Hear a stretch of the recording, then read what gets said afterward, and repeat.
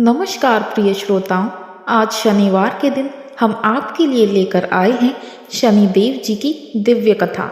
एक ऐसी दिव्य कथा जिसे सुनने भर से जीवन के सारे कष्ट स्वयं ही मिट जाते हैं। शनिवार का यह पावन दिन न्याय के देवता भगवान शनिदेव को समर्पित माना जाता है। कहा जाता है कि आज के दिन जो भी व्यक्ति श्रद्धा और धैर्य के साथ भगवान शनिदेव की कथा सुनता है उसके जीवन के सभी कष्ट दूर हो जाते हैं। शनिदेव केवल दंड देने वाले देव नहीं हैं, वे कर्मों के शिक्षक हैं। वे हमें यह सिखाते हैं कि समय, संयम और सत्य के मार्ग पर चलकर हर अंधकार से बाहर निकला जा सकता है। यदि आपके जीवन में लगातार बाधाएं आ रही है, मेहनत के बाद भी फल नहीं मिल रहा या मन भीतर से टूट चुका है, तो आज की यह दिव्य कथा आपके लिए एक संदेश लेकर आई है। आइए शनिवार के इस पावन दिन में हम भगवान शनिदेव का स्मरण करते हुए उनकी इस पावन कथा को सुनते हैं। बहुत पुराने समय की बात है। एक बहुत बड़ा और समृद्ध राज्य हुआ करता था जिसका नाम था ओमपुर। वहाँ के राजा का नाम अजयपाल था। राजा अजयपाल बहुत ही वीर और प्रजापालक राजा थे। उनके राज्य में प्रजा उनसे बहुत खुश थी क्योंकि राजा हमेशा न्याय करते थे। राजा अजयपाल की पत्नी का नाम रानी देविका था। रानी देविका साक्षात देवी का रूप थी। वह जितनी सुंदर थी उससे कहीं ज्यादा उनका मन कोमल और पवित्र था। रानी देविका ईश्वर में बहुत विश्वास रखती थी और हर शनिवार को शनिदेव की पूजा किया करती थी। उनका मानना था कि जीवन में जो भी सुख है वह सब ईश्वर की ही देन है। राजा अजयपाल और रानी देविका का जीवन बहुत ही खुशहाली से बीत रहा था। लेकिन कहते हैं ना कि समय हमेशा एक जैसा नहीं रहता और इंसान का मन कब बदल जाए यह कोई नहीं कह सकता। एक बार की बात है, रानी देविका की छोटी बहन जिसका नाम रूपम था, वह कुछ दिनों के लिए अपनी बहन के पास यानी राजमहल में रहने के लिए आई। रूपम दिखने में बहुत ही आकर्षक थी, लेकिन उसका स्वभाव रानी देविका से बिल्कुल अलग था। रानी देविका के मन में त्याग और भक्ति थी, वहीं रूपम के मन में विलास और छल कपट भरा हुआ था। रूपम जब महल आई तो राजा अजयपाल ने उसका स्वागत अपनी साली के रूप में बड़े ही आदर के साथ किया। शुरुआत के कुछ दिन तो सब कुछ ठीक रहा। रानी देविका बहुत खुश थी कि उनकी बहन उनके पास आई है। दोनों बहनें साथ बैठती, बातें करती और पुरानी यादें ताज़ा करती। रानी देविका को जरा भी अंदाजा नहीं था कि यह उसकी खुशी जल्द ही उसके जीवन के सबसे बड़े दुख का कारण बनने वाली है। धीरे धीरे रूपम की नज़र राजा अजयपाल के ऐश्वर्य और उनके व्यक्तित्व पर पड़ी। उसके मन में लालच आ गया। उसने सोचा कि मेरी बहन तो इस राजमहल की रानी बनकर राज कर रही है और मैं साधारण जीवन जी रही हूँ। अगर राजा मेरे वश में हो जाए तो मैं भी इस राज्य की रानी की तरह रह सकती हूँ। यह बुरा विचार जैसे ही रूपम के मन में आया, उसने अपनी मर्यादा की सारी सीमाएं तोड़ने का फैसला कर लिया। रूपम अब जानबूझकर राजा अजयपाल के सामने आने लगी। वह राजा से मीठी मीठी बातें करती थी और अपनी अदाओं से उन्हें रिझाने की कोशिश करती रही। राजा अजयपाल जो अब तक एक पतिव्रता पुरुष थे, रूपम की इन चालों को समझ नहीं पा रहे थे। उन्हें लगा कि रूपम तो बस चंचल स्वभाव की है, लेकिन रूपम ने धीरे धीरे राजा के मन में अपने लिए जगह बनानी शुरू कर दी थी। एक दिन रानी देविका मंदिर में पूजा करने गई हुई थी। महल में राजा अजयपाल अकेले अपने कक्ष में विश्राम कर रहे थे। मौका पाकर रूपम राजा के कक्ष में पहुंच गई। उसने राजा से कहा, जीजा जी, आप हमेशा राजकाज में व्यस्त रहते हैं, कभी अपने लिए भी सोच लिया कीजिए। रूपम की बातों में एक नशा था। एक ऐसा आकर्षण था जिसे राजा अजयपाल नकार नहीं सके। उस दिन राजा का मन डगमगा गया। राजा अजयपाल, जो अपनी न्यायप्रियता के लिए जाने जाते थे, वह अपने चरित्र से गिर गए। उस दिन के बाद से राजा और रूपम के बीच अवैध संबंध शुरू हो गए थे। यह सब कुछ इतनी चोरी छिपे चल रहा था कि भोली रानी देविका को इसकी भनक तक नहीं पड़ी। रानी देविका अपनी बहन पर आंख मूंद कर भरोसा करती थी। वह सोचती थी कि राजा तो रूपम को छोटी बहन मानते हैं, लेकिन पीठ पीछे कहानी कुछ और ही चल रही थी।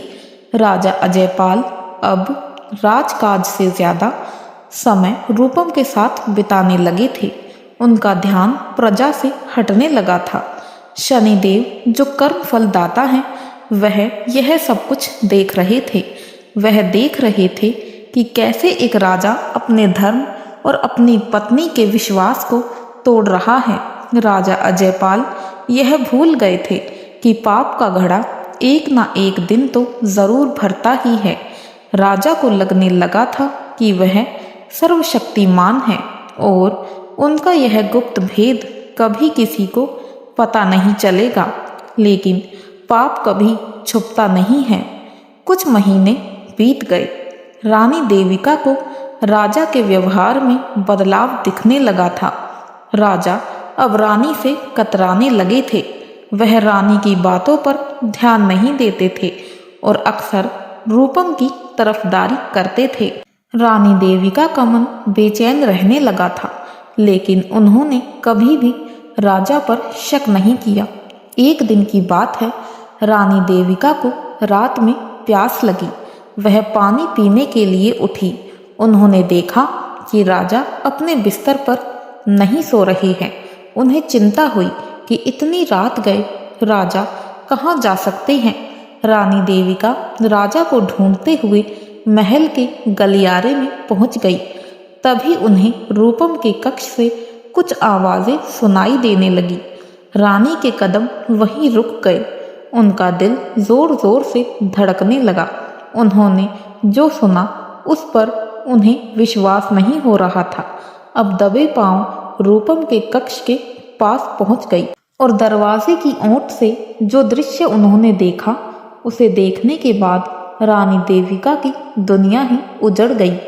राजा अजयपाल और रूपम वहां साथ थे और ऐसी बातें कर रहे थे जो एक जीजा और साली के बीच नहीं होनी चाहिए। रानी देविका के पैरों तले जमीन खिसक गई। जिस पति को उन्होंने परमेश्वर माना था और जिस बहन को इतना प्यार दिया, उन दोनों ने मिलकर रानी की पीठ में छुरा घोंपा था। रानी की आंखों से आंसुओं की धारा बह निकली, लेकिन उन्होंने शोर नहीं मचाया। वह चुपचाप टूटे हुए दिल के साथ अपने कक्ष में वापस आ गई। उस पूरी रात रानी देविका रोती रही। उन्हें नींद नहीं आ रही थी और वे करवट बदलती रही। वह समझ नहीं पा रही थी कि वह क्या करे। अगली सुबह रानी देविका ने एक कठोर निर्णय लिया। वह जानती थी कि अब वह इस महल में उस सम्मान के साथ नहीं रह सकती। जिस रिश्ते में विश्वास ही खत्म हो गया हो, ऐसे रिश्ते को कैसे निभा सकती थी वह। सुबह होते ही रानी देविका ने राजा अजयपाल को अपने कक्ष में बुलाया। राजा अजयपाल जब आए तो उन्होंने देखा कि रानी की आंखें सूजी हुई है और चेहरे पर एक अजीब सी गंभीरता है। राजा ने पूछा कि क्या हुआ रानी, तुम इतनी परेशान क्यों लग रही हो। रानी देविका ने राजा की आंखों में सीधे देखते हुए कहा, महाराज, पाप और पुण्य में बस इतना ही फर्क होता है कि पुण्य करने वाला सिर उठाकर चलता है और पाप करने वाला नजरें चुराता है। कल रात मैंने आपको और रूपम को देख लिया है। राजा अजयपाल यह सुनकर सन्न रह गए। उनके पास बोलने के लिए कोई शब्द नहीं थे। उनका अपराध अब पकड़ा गया था। रानी देविका ने आगे कहा, महाराज, आपने मेरे विश्वास की हत्या की है। आपने एक पति होने का धर्म नहीं निभाया। मैं एक पल भी अब इस महल में उस व्यक्ति के साथ नहीं रह सकती जिसने अपनी मर्यादा को ही जला दिया हो। मैं आपको और इस राजमहल को त्याग रही हूँ और सब कुछ छोड़कर जा रही हूँ। राजा अजयपाल ने रानी को रोकने की कोशिश की। देविका, मुझे क्षमा कर दो, मुझसे गलती हो गई, मैं बहक गया था। लेकिन रानी देविका का निर्णय अटल था। उन्होंने कहा, क्षमा गलती की होती है महाराज, विश्वासघात की नहीं। अब आप रूपम के साथ ही रहिए, वही आपकी नई रानी होंगी। मैं जा रही हूँ। रानी देविका ने अपने राजसी वस्त्र और आभूषण उतार दिए और एक साधारण स्त्री के वेश में महल से निकल गई। राजा अजयपाल उन्हें जाते हुए देखते रह गए, लेकिन उन्हें रोकने का साहस नहीं कर पा रहे थे क्योंकि उनकी आत्मा ग्लानि से भर गई थी। रानी देविका के जाने के बाद राजा अजयपाल को लगा कि अब वह स्वतंत्र है। उन्होंने रूपम से विवाह कर लिया और उसे अपनी रानी बना लिया। लेकिन राजा अजयपाल यह नहीं जानते थे कि रानी देविका के जाते ही उनके जीवन से सुख और शांति भी चली जाएगी। शनिदेव की वक्र दृष्टि अब राजा अजयपाल पर पड़ने लगी। जिस रूपम के लिए उन्होंने अपनी सती साध्वी पत्नी को छोड़ा था, वही रूपम अब उनका विनाश का कारण बनने वाली थी। रानी देविका के महल से जाते ही ओमपुर के राजमहल का वातावरण एकदम से बदल गया। जिस महल में कभी शांति और सकारात्मक ऊर्जा का वास होता था, वहाँ अब एक अजीब सा सन्नाटा और भारीपन महसूस होने लगा था।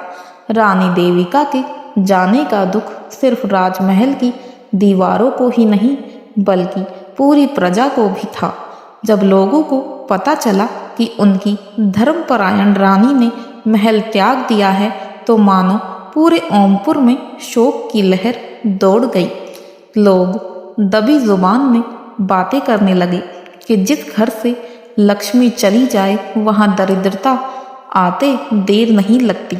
उधर रूपम अपनी जीत पर बहुत खुश थी। उसे लगा कि उसने जो चाहा था वह उसे मिल गया। उसने अपनी सगी बहन का घर उजाड़कर अपना घर बसा तो लिया था। राजा अजयपाल ने रूपम के मुंह में आकर उसे पटरानी भी घोषित कर दिया था, लेकिन उनके मन के किसी कोने में एक अपराध बोध का बीज अंकुरित हो चुका था। रूपम के रानी बनते ही उसने अपना असली रंग दिखाना शुरू कर दिया था। सबसे पहले उसने महल के पुराने और वफादार कर्मचारियों को काम से निकाल दिया, क्योंकि उसे लगता था कि वे रानी देविका के वफादार हैं। उसने अपनी पसंद के चापलूस लोगों को काम पर रख लिया। रूपम को राजकाज या प्रजा के सुख दुख से कोई मतलब नहीं रहा। उसका पूरा ध्यान सिर्फ अपने श्रृंगार, नए नए आभूषण बनवाने और महल की सजावट बदलने में लगा रहता था। एक दिन की बात है, रानी के महामंत्री राजा अजयपाल के पास आए। उनके चेहरे पर चिंता की लकीरें थी। उन्होंने राजा से कहा, महाराज, राज्य के उत्तरी हिस्से में सूखा पड़ा है, किसानों की फसलें बर्बाद हो रही है। शाही खजाने से उनकी मदद के लिए धन आवंटित करना होगा, नहीं तो प्रजा भूखी मर जाएगी। राजा अजयपाल कुछ निर्णय लेते उससे पहले ही पास बैठी रूपम बोल पड़ी, महामंत्री जी, खजाना क्या लुटाने के लिए होता है? अगर इस साल बारिश कम हुई है तो इसमें राजा क्या करेंगे? प्रजा को कहिए कि वे खुद अपनी व्यवस्था कर ले। अभी मुझे अपने लिए नए कंगन बनवाने हैं और महल के लिए रेशमी पर्दे मंगवाने हैं। खजाना खाली नहीं किया जा सकता। राजा अजयपाल हैरान होकर रूपम की ओर देखने लगे। उन्होंने हैरान होते हुए रूपम से कहा, रूपम, यह तुम क्या कह रही हो? प्रजा तो हमारी संतान है। अगर हम उनकी मदद नहीं करेंगे तो कौन करेगा? लेकिन रूपम ने मुंह फुलाते हुए कहा, महाराज, आप हमेशा प्रजा प्रजा करते रहते हैं। मैं अब इस राज्य की रानी हूँ। क्या मेरी इच्छाओं का कोई मोल नहीं है? अगर आप मेरी बात नहीं मानेंगे तो मैं समझूंगी कि आप मुझसे प्रेम नहीं करते हो। राजा अजयपाल, जो अब पूरी तरह से रूपम के मोहपाश में बंध चुके थे, उन्होंने महामंत्री को संकेत दिया कि वे अभी खजाने से धन ना निकाले।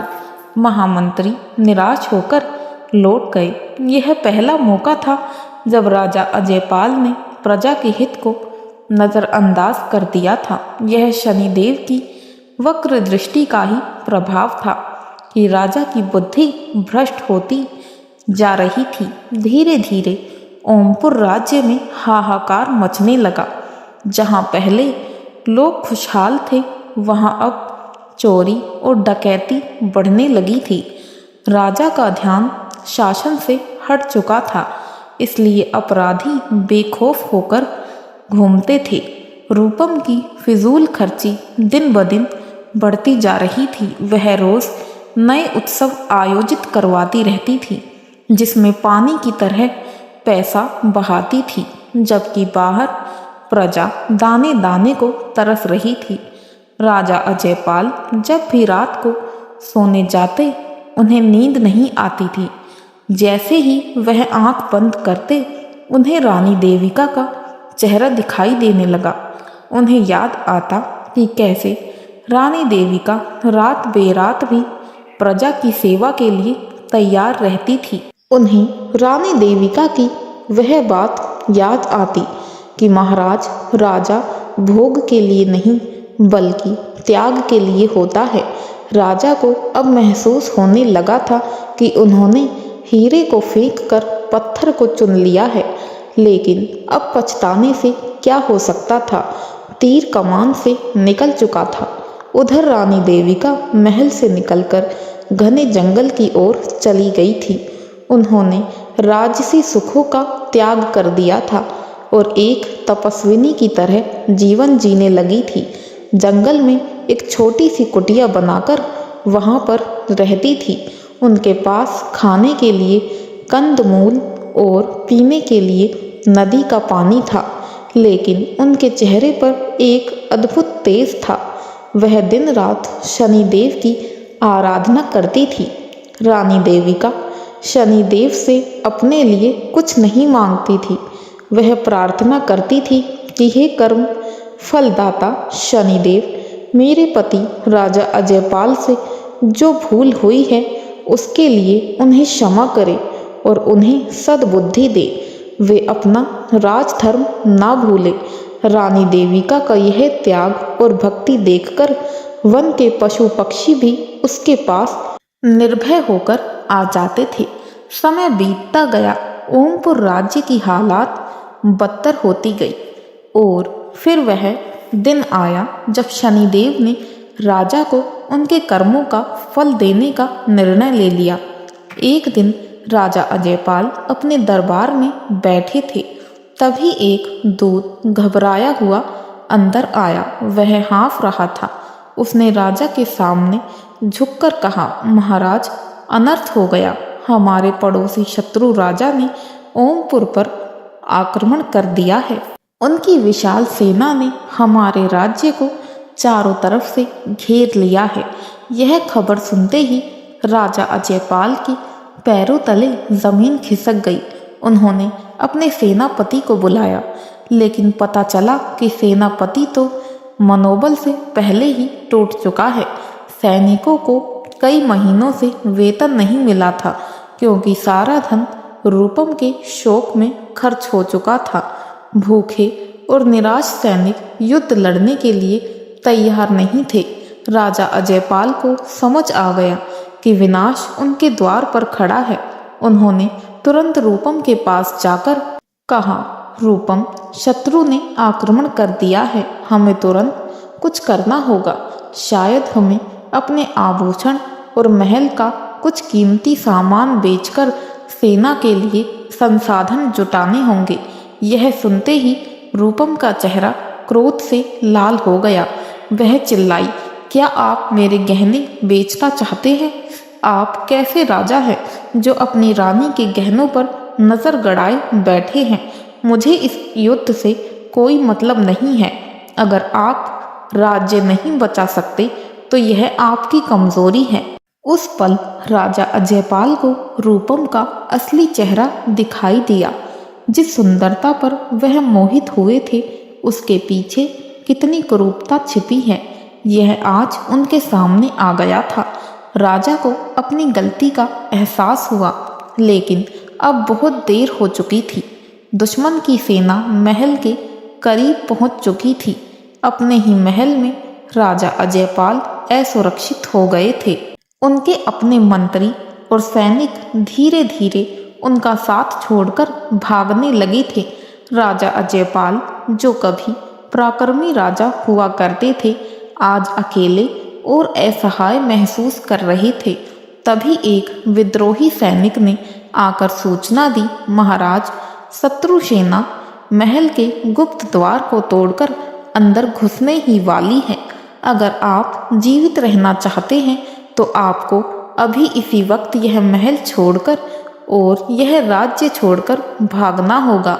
अगर आप पकड़े गए तो वे आपको बंदी बना लेंगे और मार डालेंगे। राजा अजयपाल के पास अब कोई विकल्प नहीं बचा था। जिस राज्य पर उन्हें इतना अभिमान था, जिस सत्ता के नशे में उन्होंने अपनी पत्नी को त्याग दिया था, आज वही राज्य उनके हाथ से रेत की तरह फिसल गया था। राजा ने रूपम से कहा, रूपम, चलो, हमें भागना होगा। लेकिन रूपम ने जो जवाब दिया उसने राजा को अंदर तक तोड़ दिया। रूपम ने कहा, मैं क्यों भागूं? जंगल की खाक छानने के लिए? मैं तो इस महल की रानी हूँ। जो भी राजा इस महल को जीतेगा मैं उसकी रानी बन जाऊंगी। आप जाइए, मुझे आपके साथ दर दर की ठोकरें नहीं खानी। राजा अजयपाल सन्न रह गए। जिस औरत के लिए उन्होंने अपना सब कुछ दांव पर लगा दिया था, वह आज मुसीबत के समय में उन्हें पहचानने से भी इनकार कर रही थी। राजा की आंखों से आंसू बह निकले। उन्हें अब समझ आ गया कि यह सब उनके कर्मों का ही फल है। शनिदेव उन्हें दिखा रहे थे कि अधर्म की नींव पर बने रिश्ते कभी नहीं टिकते। भारी मन और खाली हाथ राजा अजयपाल को उसी रात चोरों की तरह अपने ही महल के पीछे दरवाजे से भागना पड़ा। कल तक जो राजा मखमली बिस्तरों पर सोता था, आज उनके सर पर छत भी नहीं थी। अंधेरी रात, घना जंगल और राजा का अकेलापन। राजा अजयपाल जंगल की ओर नंगे पैर भाग रहे थे और पीछे छूट गया था उनका राज्य, उनका अभिमान और उनका वैभव। घने जंगल का वह सन्नाटा राजा अजयपाल के दिल में गूंज रहे शोर से कहीं ज्यादा भयानक था। राजमहल के मखमली गलीचों पर चलने वाले राजा के पैर अब जंगली पथरीली जमीन और कांटों से छिलने लगे थे। अंधेरा इतना गहरा था कि हाथ को हाथ नहीं दिख रहा था।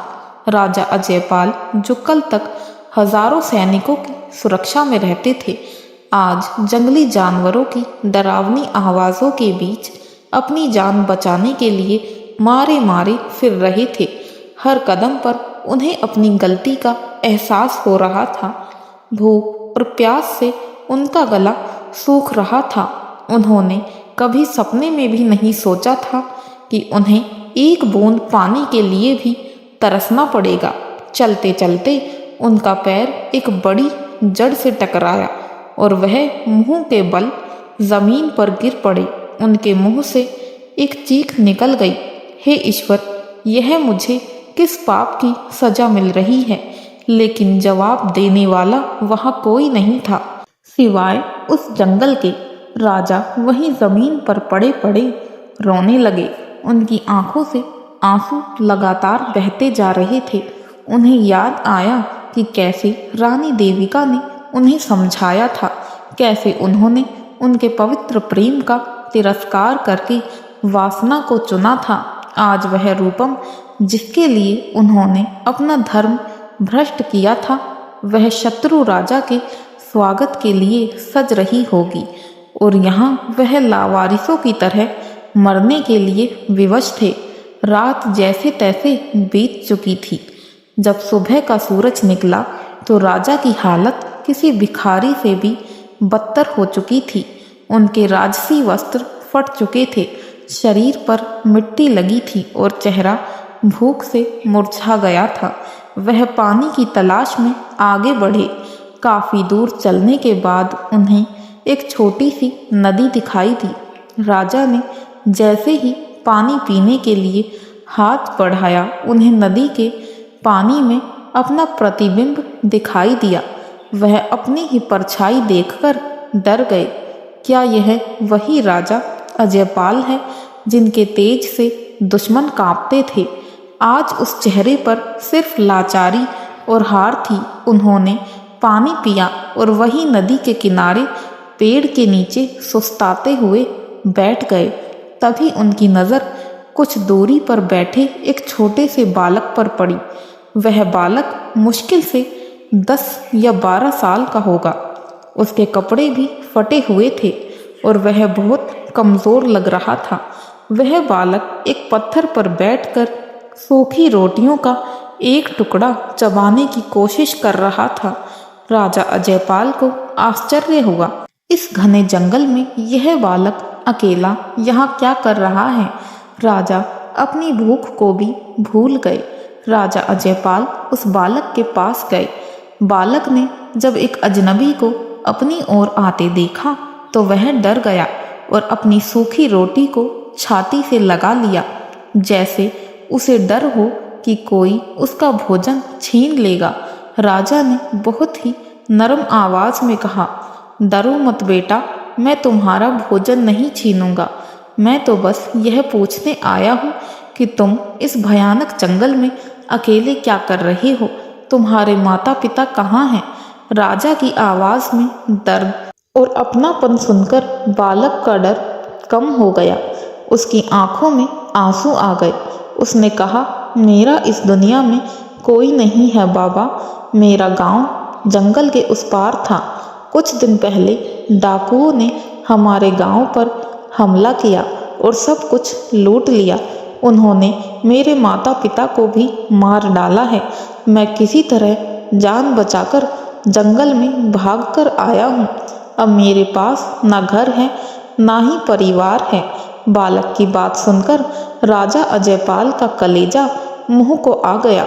उन्हें लगा जैसे यह बालक अपना नहीं बल्कि उनका ही दुख सुन रहा है। दोनों की किस्मत एक जैसी थी। दोनों ने अपना सब कुछ खो दिया था। राजा के मन में उस बालक के लिए एक अजीब सी ममता जागी। राजा ने पूछा, तुम्हारा नाम क्या है बेटा? बालक ने कहा, मेरा नाम चंदन है। राजा अजयपाल की आंखों से आंसू बह निकले। उन्होंने चंदन के सिर पर हाथ फेरते हुए कहा, चंदन, आज से तुम अकेले नहीं हो और अनाथ नहीं हो। मेरी भी किस्मत ने मुझे यहाँ लापटका है। मेरा भी सब कुछ लुट गया है। आज से हम दोनों एक दूसरे का सहारा बनेंगे। मैं तुम्हें अपने बेटे की तरह रखूंगा। चंदन ने राजा की ओर देखा। उसे नहीं पता था कि उसके सामने खड़ा यह फटा हाल आदमी असल में एक राजा है। उसने अपनी सूखी रोटी का आधा टुकड़ा राजा की ओर बढ़ाते हुए कहा, बाबा, आप भी भूखे लगते हो। यह लो, आधा तुम खा लो। राजा अजयपाल, जिनके लिए कभी 56 भोग परोसे जाते थे, आज उस अनाथ बालक के हाथ से सूखी रोटी का एक टुकड़ा लेते हुए भावुक हो गए थे। वह रोटी का टुकड़ा उन्हें दुनिया के सबसे स्वादिष्ट भोजन से ज्यादा कीमती लगा, क्योंकि उसमें उस बालक की भावना और प्यार छिपा था। राजा और चंदन साथ साथ रहने लगे। राजा अजयपाल ने जंगल में ही लकड़ियां और पत्तियां इकट्ठी करके एक छोटी सी कुटिया बना ली। वह जंगल के कंद मूल और फल तोड़कर लाते और चंदन का पेट भरते। चंदन भी राजा को पिता समान मानने लगा। वह जंगल से सूखी लकड़ियां बीनता और राजा के काम में मदद करता। इस संघर्ष भरे जीवन में जो सुख था वह महलों में भी नहीं था। एक दिन शाम के समय राजा अजयपाल और चंदन अपनी कुटिया के बाहर बैठे थे। आसमान में काले बादल घिर आए थे। शनिवार का दिन था। राजा को अचानक रानी देविका की याद आ गई। उन्हें याद आया कि रानी हर शनिवार को पीपल के पेड़ के नीचे दिया जलाकर शनिदेव की कथा सुनती थी। राजा ने चंदन से कहा, बेटा चंदन, आज शनिवार है। यह न्याय के देवता शनिदेव का दिन है। मेरे जीवन में जो भी दुख आए हैं वे मेरे ही कर्मों का फल है। आज मुझे महसूस हो रहा है कि मैंने शनिदेव का और अपनी पत्नी की भक्ति का अपमान किया था। चंदन ने पूछा, बाबा शनिदेव कौन है? क्या वह बहुत गुस्से वाले हैं? राजा ने आसमान की ओर देखते हुए कहा, नहीं बेटा, शनिदेव गुस्से वाले नहीं हैं। वह तो न्याय प्रिय देवता हैं। वह हमारे कर्मों का आईना दिखाते हैं हमें। जब हम रास्ते से भटक जाते हैं तो वह हमें दंड देकर सही रास्ते पर लाते हैं। मुझे लगता है कि मुझे अब शनिदेव को मनाना चाहिए। शायद वह मेरी भूल क्षमा कर दे। उसी शाम राजा अजयपाल ने जंगल में एक पीपल का पेड़ ढूंढा। उनके पास दिया जलाने के लिए तेल या घी नहीं था। उन्होंने चकमक पत्थर रगड़कर आग जलाई और मन ही मन शनिदेव का आवाहन किया। राजा ने अपनी आंखों में पश्चाताप के आंसू लिए शनिदेव से प्रार्थना की, हे प्रभु, मैंने जो भी पाप किया उसकी सजा मुझे मिल गई है। मैंने अपनी पत्नी देविका का दिल तोड़ा है। मैंने अपनी प्रजा को भी धोखा दिया है। मैं अपनी हर सजा भुगतने को तैयार हूँ। लेकिन प्रभु, इस नन्हे बालक चंदन का कोई दोष नहीं है। आप मुझ पर ना सही पर इस बालक पर अपनी कृपा करना। राजा की यह निस्वार्थ प्रार्थना जो उन्होंने अपने लिए नहीं बल्कि उस अनाथ बच्चे के लिए की थी, उसने शनिदेव का ध्यान खींचा। कहते हैं कि जब इंसान अपने दुख से ऊपर उठकर दूसरों के लिए सोचता है तो ईश्वर उसके करीब होते हैं। अभी राजा प्रार्थना कर ही रहे थे कि जंगल में तेज आंधी चलने लगी। पेड़ पौधे जोर जोर से हिलने लगे। चंदन डर के मारे राजा से लिपट गया। राजा ने उसे अपनी बाहों में भर लिया और आंधी रुकने का इंतजार करने लगे। उन्हें नहीं पता था कि यह आंधी उनके जीवन में एक नया मोड़ लेकर आने वाली है। सुबह हुई तो आंधी थम चुकी थी। राजा और चंदन भोजन की तलाश में जंगल के थोड़ा और भीतर की ओर गए। वहां उन्हें पुराना खंडर हो चुकी एक गुफा दिखाई दी। गुफा के बाहर कुछ अजीब से निशान बने हुए थे। चंदन ने उत्सुकता से पूछा, बाबा देखो वहां क्या है? राजा ने ध्यान से देखा। वह किसी प्राचीन मंदिर जैसा लग रहा था। जो गुफा अब खंडर बन चुकी थी। जैसे ही वे दोनों उस गुफा के पास पहुंचे, उन्हें वहां एक वृद्ध साधु दिखाई दिए जो धूनी रिमाए बैठे थे। साधु की जटाएं लंबी थी और उनके चेहरे पर एक अद्भुत तेज था। राजा अजयपाल ने चंदन का हाथ पकड़ा और आदरपूर्वक साधु के पास आ गए। उन्होंने साधु के चरणों में प्रणाम किया। साधु ने अपनी आंखें खोली और राजा को देखकर मुस्कुराए। उनकी मुस्कान में ऐसा लग रहा था जैसे वह राजा का पूरा अतीत जानते हो। साधु बोले, आ गए राजन। शनिदेव की लीला भी अपरंपार है। रंक को राजा और राजा को रंक बनाना उनके लिए क्षण भर का खेल है। राजा चौंक गए। इस घने जंगल में यह साधु उन्हें राजन कहकर क्यों बुला रहे हैं, जबकि उनके कपड़े तो भिखारियों जैसे हैं। राजा ने हाथ जोड़कर कहा, महाराज, आप अंतर्यामी लगते हैं। मैं तो बस एक अभागा हूँ जिसने अपना सब कुछ खो दिया है। साधु ने गंभीर स्वर में कहा। खोया नहीं है राजन, तुमने तो अब पाया है। जब तक तुम्हारे पास राजपाट था, तुम्हारे पास अहंकार था।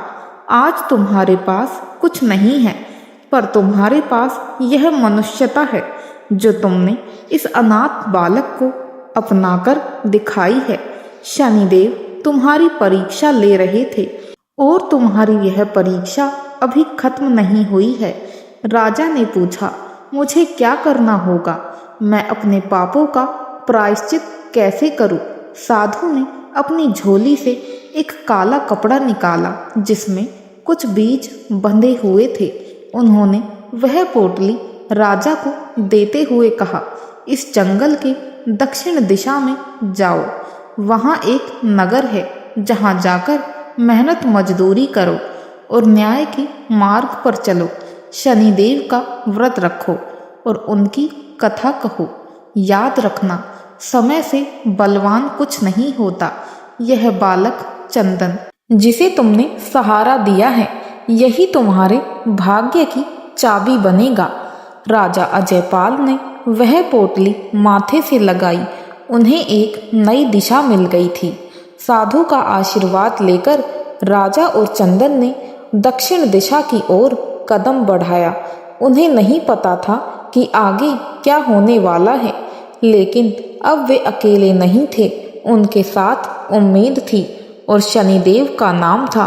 साधु का आशीर्वाद और वह बीजों की पोटली लेकर राजा अजयपाल और नन्हा चंदन जंगल से बाहर निकल आए।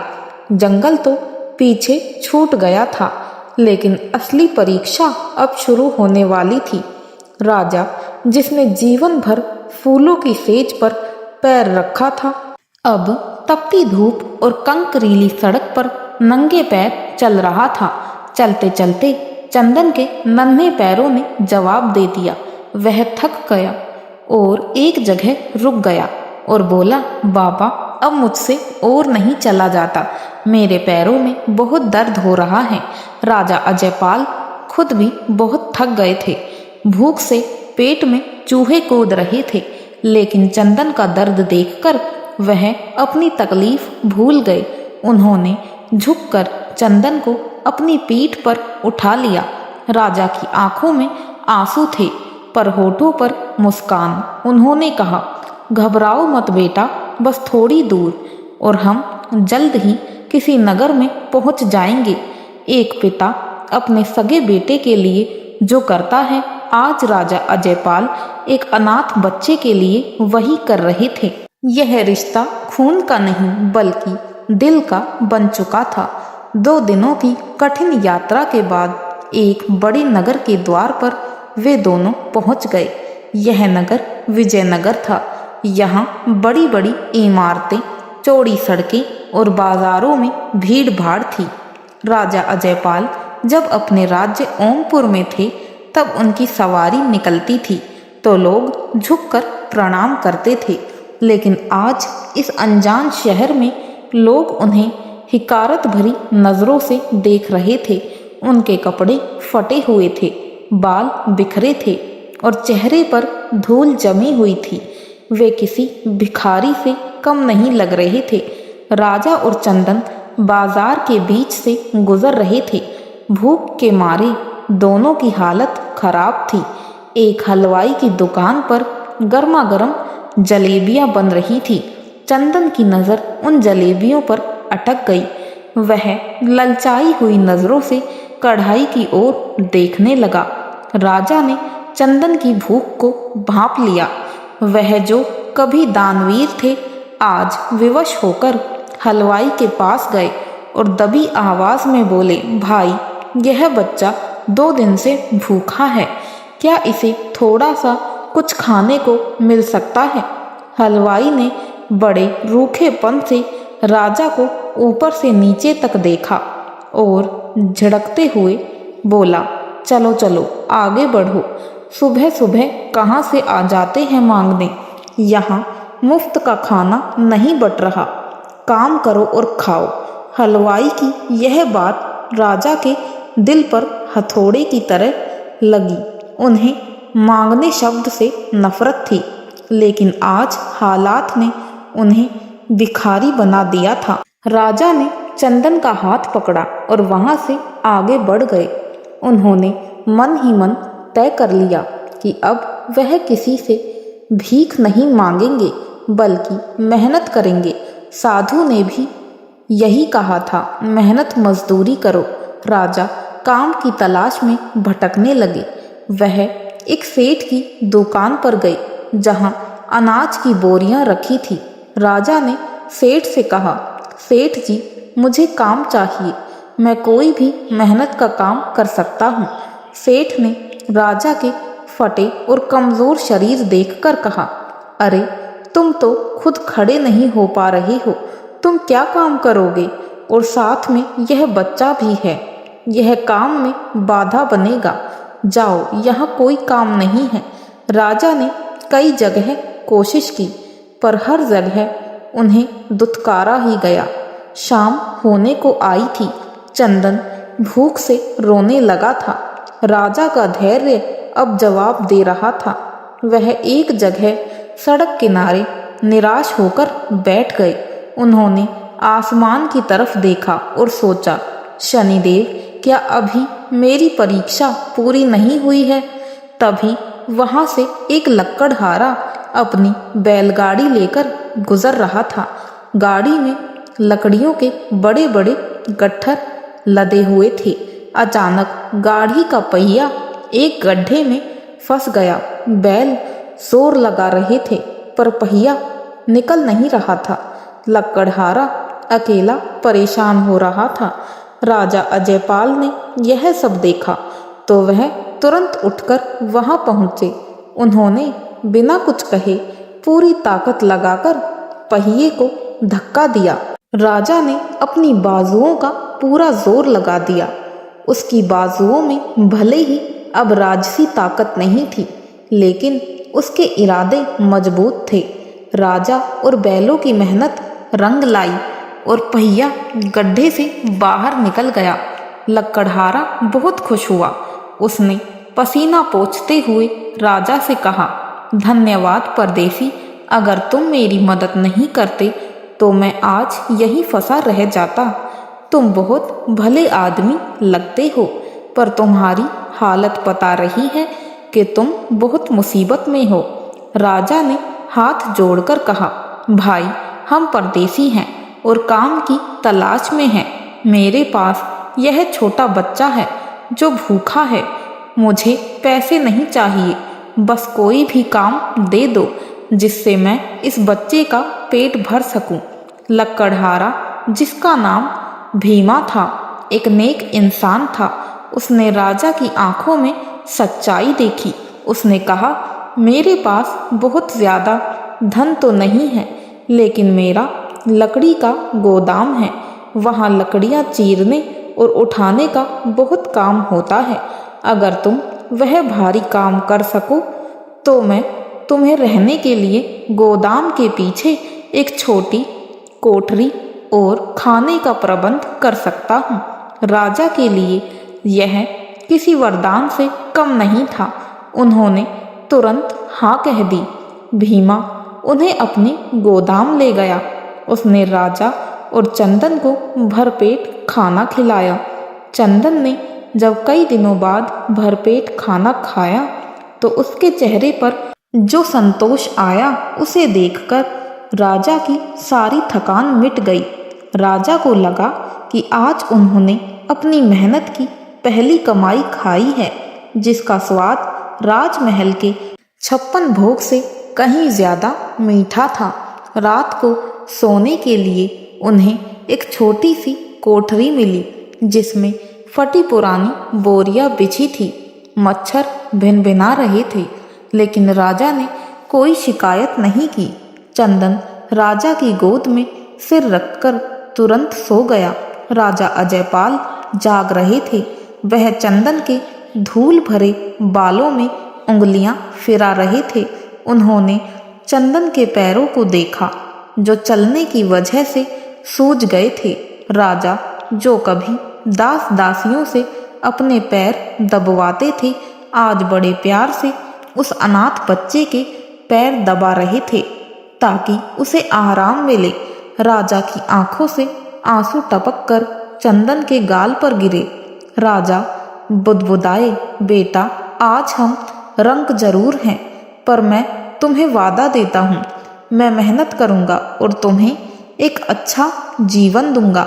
शनिदेव साक्षी हैं, मेरा यह नया जीवन अब सिर्फ तुम्हारे लिए है।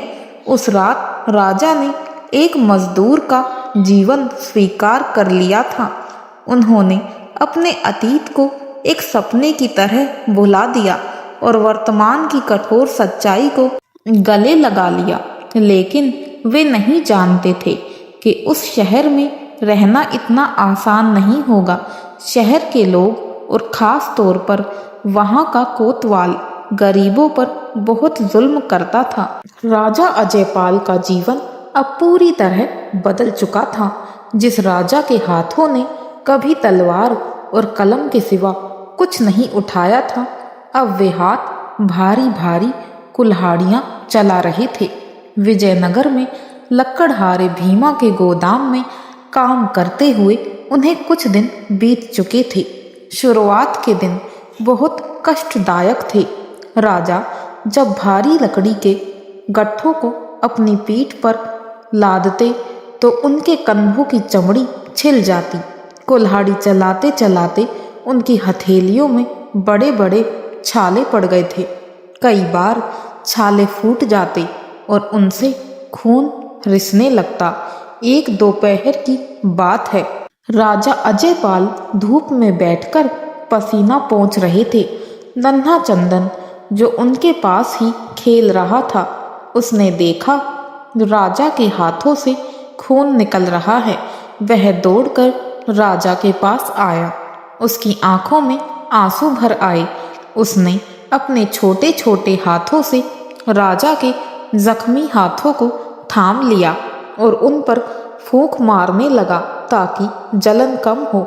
चंदन ने रोते हुए कहा, बाबा, आप बहुत दर्द में हो ना, आप मेरे लिए इतनी मेहनत मत किया करो। देखो आपके हाथों का क्या हाल हो गया है।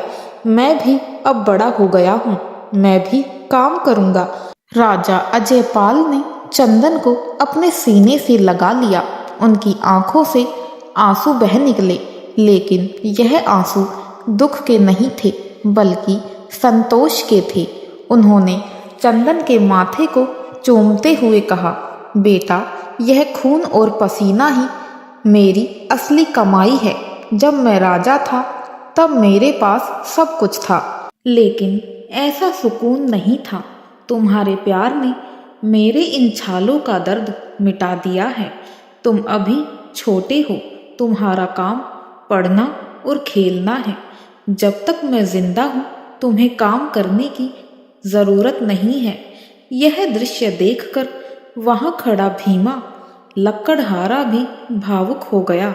उसने महसूस किया कि यह कोई साधारण मजदूर नहीं है, इसके संस्कारों में एक अलग ही बात है। शाम का समय था। भीमा, राजा और चंदन गोदाम के बाहर बैठे बातें कर रहे थे। तभी वहां घोड़ों की दौड़ने की आवाज सुनाई दी। धूल उड़ाते हुए 4-5 सिपाही वहां आ धमके। उनके आगे एक ऊंची कदकाठी का आदमी था, जिसकी मूछें बड़ी बड़ी थी और आंखों में क्रूरता थी। वह इस नगर का कोतवाल कालसेन था। कालसेन अपनी निर्दयता और रिश्वतखोरी के लिए बदनाम था। कालसेन ने घोड़े से उतरते ही अपनी मूछों पर ताव दिया और भीमा से कड़कती आवाज में बोला, क्यों बे भीमा, इस महीने का हफ्ता अभी तक नहीं पहुंचा, क्यों? क्या तू भूल गया है कि इस शहर में रहना है तो कालसेन को खुश रखना पड़ेगा। भीमा डर के मारे कांपने लगा। उसने हाथ जोड़कर कहा, कोतवाल साहब, इस बारिश की वजह से लकड़ी का काम बहुत मंदा है। घर में खाने को भी लाले पड़े हैं, रहम कीजिए। जैसे ही काम चलेगा मैं पैसे दे दूंगा। कालसेन को दया नाम की चीज नहीं थी। उसने आओ देखा न ताओ, अपने हाथ में पड़ा हंटर हवा में लहराया और जोर से भीमा की पीठ पर दे मारा। चटाक की आवाज आई और भीमा दर्द से करहा उठा।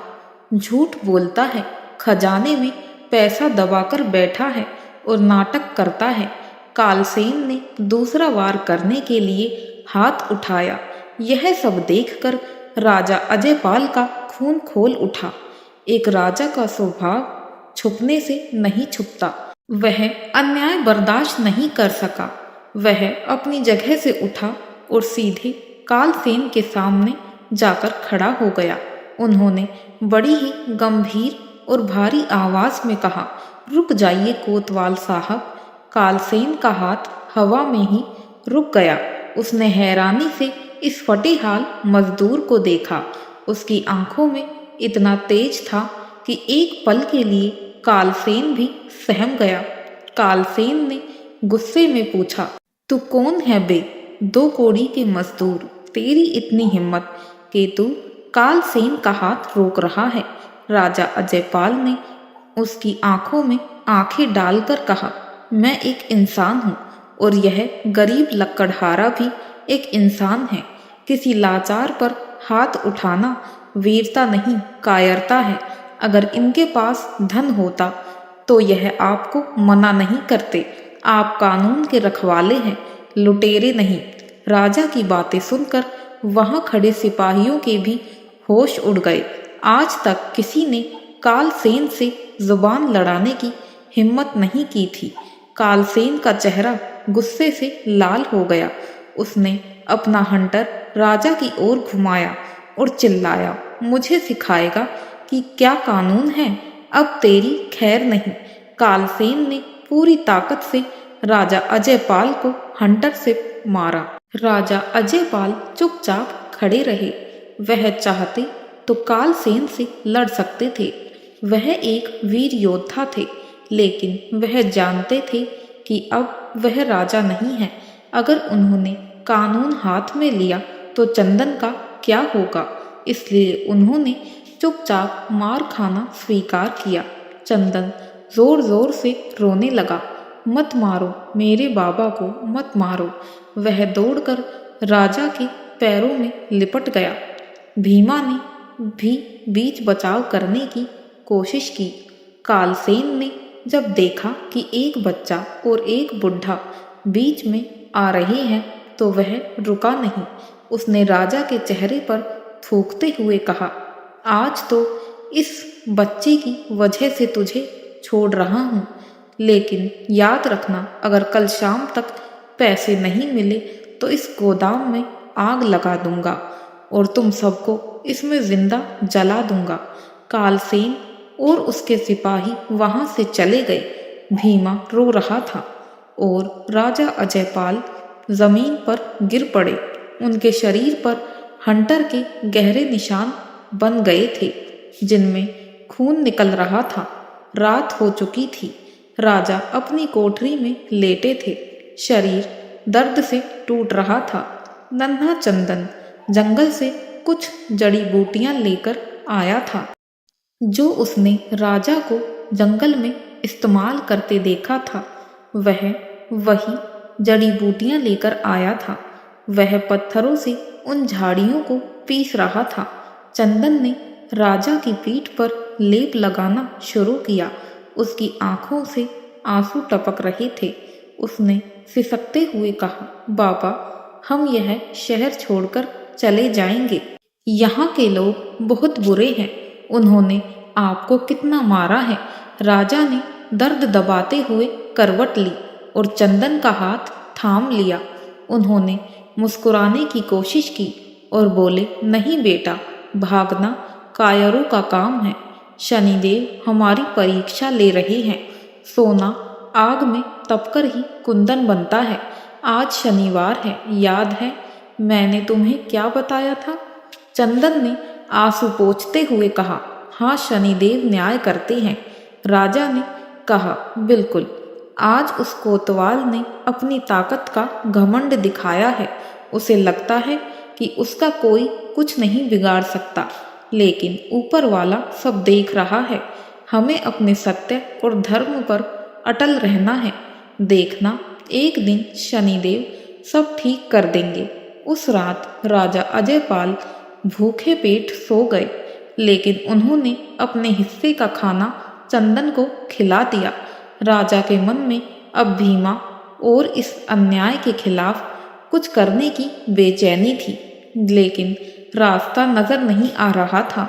उधर महल में वापस लौटकर कोतवाल कालसेन को नींद नहीं आ रही थी। उस मजदूर राजा की आंखों का तेज उसे बार बार याद आ रहा था। उसे लग रहा था कि उसने उस आदमी को कहीं देखा है, पर कहाँ। कालसेन के मन में एक अनजाना डर बैठ गया था, जो उसके विनाश की शुरुआत थी। अगली सुबह जब राजा सोकर उठे तो उन्होंने देखा कि गोदाम के बाहर बहुत शोर मच रहा है। कुछ लोग चिल्ला रहे हैं। राजा लंगड़ाते हुए बाहर आए। कालसेन का एक सैनिक कोठरी में घुसा और कुछ ही पलों बाद सिपाही कोठरी से बाहर निकला। उसके हाथ में एक चमचमाता हुआ हीरो का हार था। सिपाही ने चिल्लाकर कहा, हुजूर, मिल गया। यह हार उसी कोठरी में फटी हुई बोरियों के नीचे छुपाया गया था। यह देखते ही वहां मौजूद भीड़ में सन्नाटा छा गया। भीमा की आंखें फटी की फटी रह गई। उसे विश्वास नहीं हो रहा था कि जिस आदमी को उसने पनाह दी थी वह चोर निकल सकता है। राजा अजयपाल सन्न रह गए। उन्हें समझ नहीं आया कि यह हार वहां कैसे पहुंचा। शायद किसी असली चोर ने भागते हुए वहां छिपा दिया होगा, या फिर कालसेन का ही रचा हुआ षड्यंत्र था। लेकिन अब सच्चाई सुनने वाला कोई नहीं था। कालसेन हंसा, देखा, मैं तो पहले ही जानता था। सूरत से ही यह चोर लगता है। दिन में मजदूरी का नाटक करता है और रात में महलों में डाका डालता है। नन्हा चंदन यह सब देख रहा था। वह अपनी नन्ही सी जान लेकर सिपाहियों के बीच कूद पड़ा। वह चिल्लाया, झूठ, यह सब झूठ है। मेरे बाबा चोर नहीं हैं। हम तो रात भर सो रहे थे। उन्होंने कुछ नहीं चुराया। चंदन ने दौड़कर कालसेन के पैर पकड़ लिए और रोता हुआ बोला, अंकल, मेरे बाबा को कहीं मत लेकर जाओ। वह बहुत अच्छे हैं। कालसेन ने बड़ी बेरहमी से चंदन को झटका दिया। चंदन दूर जाकर लकड़ियों के ढेर पर गिरा। उसके माथे से खून निकलने लगा। राजा अजयपाल यह देखकर तड़प उठे। वह सिपाहियों की पकड़ से छूटने की कोशिश करने लगे। खबरदार, अगर मेरे बेटे को हाथ भी लगाया तो मैं चोर नहीं हूँ। यह हार मेरी कोठरी में कैसे आया मैं नहीं जानता। लेकिन कालसेन ने राजा की एक भी बात नहीं सुनी। उसने आदेश दिया, गिरफ्तार कर लो इस चोर को और इसके हाथ पैर जंजीरों में जकड़ दो। इसे ऐसी सजा मिलेगी कि इसकी 7 पुश्तें याद रखेंगी। सिपाहियों ने राजा अजयपाल को दबोच लिया। उनके हाथों में लोहे की भारी हथकड़ियां पहना दी गई। राजा अजयपाल, जो कभी न्याय के देवता माने जाते थे, आज एक चोर के इल्जाम में जकड़े हुए थे। शनिदेव की माया देखिए। राजा का स्वाभिमान तार तार हो रहा था। राजा को घसीटते हुए ले जाया जाने लगा। चंदन, जिसके माथे से खून बह रहा था, वह लड़खड़ाते हुए खड़ा हुआ और राजा के पीछे दौड़ा। बाबा, बाबा, मुझे छोड़कर मत जाओ। मैं आपके बिना मर जाऊंगा। बाबा। चंदन की चीखें पत्थर दिल इंसान को भी पिघला सकती थी। राजा अजयपाल ने पीछे मुड़कर देखा। उनका दिल टुकड़े टुकड़े हो रहा था। उन्होंने अपने आंसुओं से धुंधली आंखों से भीमा की ओर देखा और चिल्लाए, भीमा भाई, इस बच्चे का ध्यान रखना, इसका कोई दोष नहीं है, ईश्वर के लिए इसे संभाल लेना। भीमा, जो अब तक सदमे में था, उसका दिल चंदन की हालत देखकर पसीज गया। उसने दौड़कर चंदन को पकड़ लिया, जो राजा के पीछे भागते भागते गिरने वाला था। चंदन भीमा की बाहों में छटपटा रहा था और राजा की ओर हाथ बढ़ा रहा था। राजा अजयपाल को सिपाही घसीटते हुए ले गए। धूल का गुब्बार उड़ा और राजा उस धूल में ओझल हो गए। पीछे रह गया तो सिर्फ एक बिलखता हुआ अनाथ बच्चा और एक बेबस लक्कड़हारा। राजा को सीधे विजयनगर के कारागार जेल में ले जाया गया। कालसेन ने उन्हें एक अंधेरी काल कोठरी में डालने का आदेश दिया। उस कोठरी में ना रोशनी थी और ना ही हवा। बदबू और सीलन से भरा वह कमरा नर्क जैसा था। जैसे ही काल कोठरी का भारी लोहे का दरवाजा बंद हुआ, राजा अजयपाल घुटनों के बल बैठ गए। अंधेरे में उन्हें सिर्फ जंजीरों की खनखनाहट सुनाई दे रही थी। राजा फूट फूट कर रोने लगे। वह अपने लिए नहीं रो रहे थे, उन्हें चिंता थी तो बस उस नन्हे चंदन की। हे शनिदेव, राजा ने अंधेरे में पुकारा, आप मुझे जो चाहें दंड दे दीजिए, मेरे शरीर को कितना भी कष्ट दे, पर उस मासूम बच्चे की रक्षा करना। वह अभी बहुत छोटा है, वह यह दुख नहीं सह पाएगा। उधर भीमा के घर में चंदन ने खाना पीना छोड़ दिया था। वह घर के कोने में बैठकर बस दरवाजे की ओर टकटकी लगाए देखता रहता था।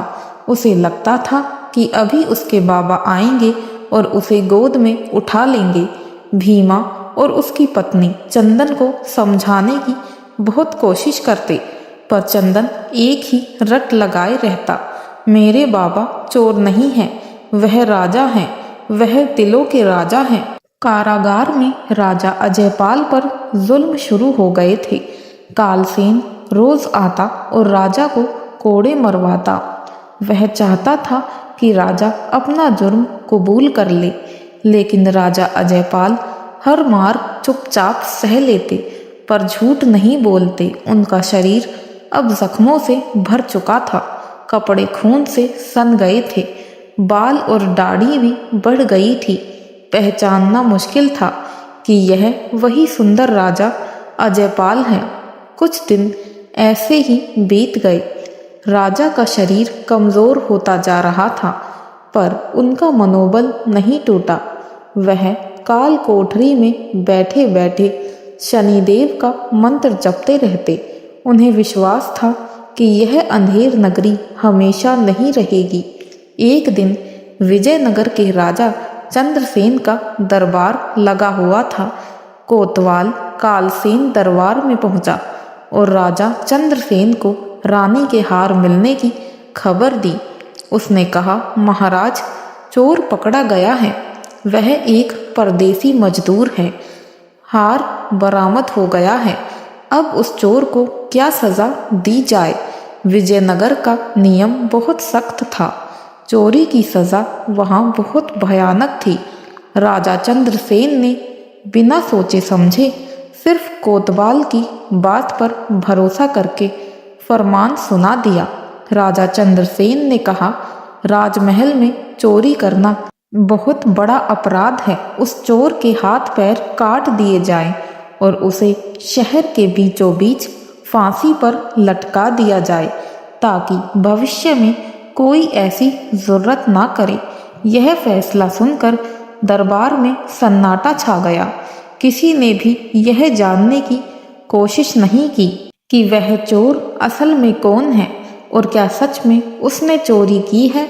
कालसेन खुश हो गया। वह तुरंत जेल पहुंचा। उसने राजा अजयपाल की काल कोठरी का दरवाज़ा खोला और क्रूरता से हंसते हुए बोला, तैयार हो जाओ मजदूर, महाराज ने तुम्हारी मौत का फरमान सुना दिया है।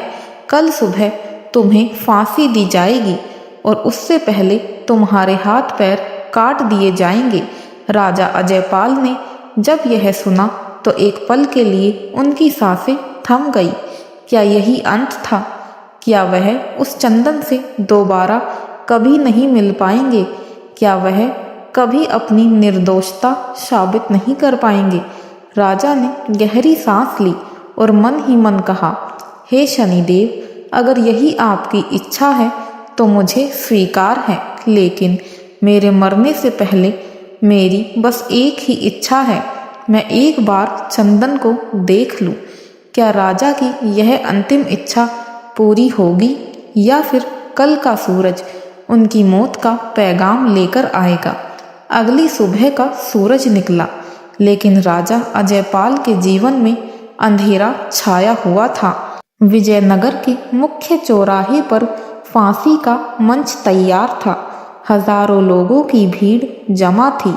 हर कोई उस चोर को देखना चाहता था जिसने राजमहल में चोरी की थी। जेल के सिपाही राजा अजयपाल को खींचते हुए मंच की ओर ले जा रहे थे। राजा के पैरों में बेड़ियां थी, शरीर पर जख्म थे, लेकिन उनकी आंखों में एक अजीब सी शांति थी। वह लगातार मन ही मन ओम शन शनिश्चराय नमः का जाप कर रहे थे। उन्हें अब मौत का डर नहीं था, उन्हें बस इस बात का सुकून था कि अंत समय तक उन्होंने सत्य का साथ नहीं छोड़ा। जैसे ही राजा को फांसी के फंदे के नीचे खड़ा किया गया, भीड़ में से एक चीख सुनाई दी, रुक जाओ, मेरे बाबा को मत मारो। नन्हा चंदन था। वह भीड़ को चीरता हुआ गिरता पड़ता मंच की ओर दौड़ा। भीमा लक्कड़हारा उसके पीछे था, लेकिन चंदन की रफ्तार को रोक नहीं पाया। चंदन सीधे जाकर राजा अजयपाल के पैरों से लिपट गया। कोतवाल कालसेन ने गुस्से में सिपाही को आदेश दिया, हटाओ इस पागल लड़के को यहाँ से। सिपाही ने चंदन को खींचा और अलग कर दिया। चंदन ने रोते हुए विजयनगर के राजा चंद्रसेन की ओर हाथ जोड़कर कहा, महाराज, आप राजा हैं, आप भगवान होते हैं। मेरे बाबा चोर नहीं हैं। अगर किसी को मारना है तो मुझे मार दो, पर मेरे बाबा को छोड़ दो। एक छोटे से बच्चे का ऐसा प्यार और त्याग देखकर वहां खड़े हर इंसान की आंखें नम हो गई। यहाँ तक कि राजा चंद्रसेन का कठोर दिल भी पिघलने लगा। उन्होंने जल्लाद को कुछ पल रुकने का इशारा किया। राजा अजयपाल ने चंदन को देखकर कहा, बेटा चंदन, रोना नहीं, तुम एक बहादुर बच्चे हो। याद रखना, सत्य परेशान हो सकता है, पराजित नहीं होता। शनिदेव जो करते हैं अच्छे के लिए ही करते हैं।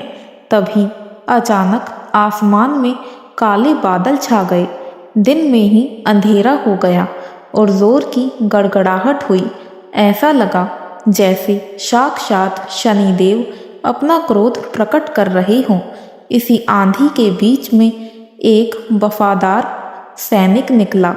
राजमहल का एक पुराना और वफादार नौकर, जिसका नाम रामू था, वह बदहवास होकर राजा चंद्रसेन के पैरों में गिर पड़ा। उसके हाथ में एक पोटली थी। रामू ने हांफते हुए कहा, महाराज, अनर्थ होने से बचा लीजिए, यह निर्दोष है। असली चोर यह नहीं बल्कि आपका कोतवाल है। यह सुनते ही कालसेन के चेहरे का रंग उड़ गया। उसने भागने की कोशिश की, लेकिन सिपाहियों ने उसे घेर लिया। रामू ने पोटली खोली। उसमें से रानी का असली 9 लखा हार और राजमहल की कई चोरी की हुई कीमती चीजें निकली। रामू ने रोते हुए बताया, महाराज, कालसेन ने मुझे डरा धमका कर यह चोरी करवाई थी और इल्ज़ाम इस गरीब मजदूर पर लगाने के लिए एक नकली हार इसकी कोठरी में रखवा दिया था। आज जब मैं यह सामान बेचने जा रहा था तो एक काला सांप मेरे रास्ते में आ गया और मुझे डसने ही वाला था। मुझे लगा यह शनिदेव का प्रकोप है, इसलिए मैं सच बताने दौड़ आया। सच्चाई सामने आ चुकी थी। शनिदेव ने अंतिम क्षण में न्याय कर दिया था। राजा चंद्रसेन ने तुरंत राजा अजयपाल को रिहा करने और कालसेन को गिरफ्तार करने का आदेश दिया। कालसेन को उसी वक्त बेड़ियों में जकड़ लिया गया। राजा चंद्रसेन मंच से नीचे उतरे और उन्होंने स्वयं राजा अजयपाल की हथकड़ियाँ खोली। उन्होंने हाथ जोड़कर माफ़ी मांगी। मुझे क्षमा करो, मैं न्याय करने में चूक गया। आपकी सहनशीलता देखकर लगता है कि आप कोई साधारण मजदूर नहीं हैं। तब राजा अजयपाल ने अपना परिचय दिया। उन्होंने बताया कि वह ओमपुर के राजा अजयपाल हैं और कैसे अपने कर्मों के कारण वहाँ यहाँ तक पहुँच गए। यह जानकर राजा चंद्रसेन और वहाँ मौजूद सारी प्रजा हैरान रह गई। एक राजा ने अपने पापों का प्रायश्चित करने के लिए मजदूर का जीवन जिया, यह जानकर सबका सिर श्रद्धा से झुक गया। राजा चंद्रसेन ने राजा अजयपाल का राजसी स्वागत किया। उन्हें नहलाया गया और नए राजसी वस्त्र पहनाए गए। चंदन को भी राजकुमारों जैसे कपड़े पहनाए गए। अब वह बहुत खुश था और गर्व से अपने बाबा का हाथ थामे खड़ा था। राजा चंद्रसेन ने अपनी सेना और धन देकर राजा अजयपाल की मदद की। राजा अजयपाल चंदन को साथ लेकर अपने राज्य ओमपुर वापस लौट गए। जब वे ओमपुर पहुँचे तो देखा कि राज्य की हालत बहुत खराब है। शत्रु राजा राज्य को लूटकर और बर्बाद करके जा चुका था, क्योंकि वहाँ अब लूटने को कुछ नहीं बचा था। राजा अजयपाल ने सबसे पहले उस पीपल के पेड़ के पास जाने का फैसला किया, जहाँ उन्होंने रानी देविका को छोड़ा था। जंगल के उसी आश्रम में उन्होंने देखा कि रानी देविका एक तपस्विनी के रूप में शनिदेव की पूजा कर रही थी। राजा अजयपाल दौड़कर रानी के चरणों में जा गिरे और फूट फूट कर रोने लगे। देविका, मुझे माफ़ कर दो, मैं भटक गया था। मैंने हीरे की परख नहीं की और कांच के टुकड़े के पीछे भागता रहा। रानी देविका ने अपने पति को उठाया और उनकी आंखों से आंसू पोंछे। उन्होंने कहा, महाराज, सुबह का भूला अगर शाम को घर आ जाए तो उसे भूला नहीं कहते। शनिदेव ने आपकी परीक्षा ली और आप उसमें सफल हुए हैं। आपने अपने अहंकार को त्याग दिया है, यही सबसे बड़ी जीत है। राजा ने चंदन को रानी से मिलवाया और कहा, देविका, यह हमारा बेटा चंदन है। इसने मुझे तब सहारा दिया जब मेरा अपना साया भी साथ छोड़ गया था। आज से यह हमारा ज्येष्ठ राजकुमार है। रानी देविका ने चंदन को गले से लगा लिया। चंदन को आज एक पिता के साथ साथ माँ का प्यार भी मिल गया था। और रूपम जिसने लालच में आकर अपनी बहन का घर उजाड़ा था, उसकी हालत बहुत दयनीय हो गई थी।